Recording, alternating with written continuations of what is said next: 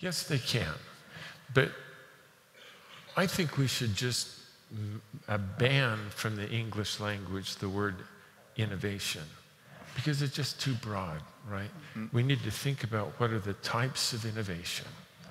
And I want to get into that a little bit better next, but sustaining innovations are those that make good products better.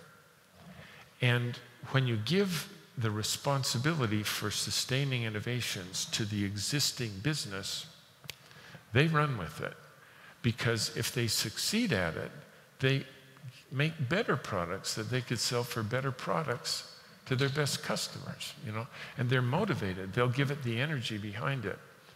But a disruptive innovation, by definition, makes no sense with the current leader. And the way they need to do that is just set it up separately and buy or build a new business model, and you can give them technology and you can give them capital, but you don't want to force them to measure profitability by the same formula. Can I give you just a silly example of that? Some people say that if you want to be innovative, you have to accept lower margins. It's not true. But if it's disruptive, the formula by which you calculate profitability is different. So from 1960 to 1990, retailing went through a massive disruption. As the traditional department stores were disrupted by, in America, Walmart and Kmart, and several in Europe were doing the same thing. In foods, Aldi is disrupting the world. But let me go back to America.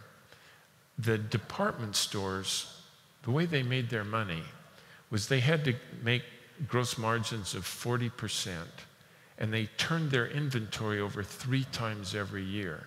So 40% times 3 equals 120% return on capital invested in inventory. And that's the way they think.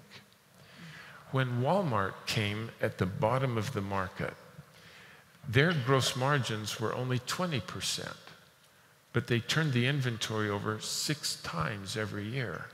So 20% times 6 equals 120% return. And so they get the same profitability, but with a different formula. And that's what you have to worry about. If it fits your profit formula, then you can do it right in the mainstream organization. But if they have to make their money in a different formula to be disruptive, then it has to be separate.